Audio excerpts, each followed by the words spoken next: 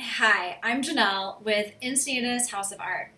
Today I'm going to be running you through Studio Techniques Part 2. I suggest if you haven't watched Part 1, please do that now. In Part 2, we'll be going over some other techniques that we will be using at the studio a lot once we're up and running. But from now, you get to use them from the safety of your home. So grab those paints, paper, and that imagination, and let's go have some fun.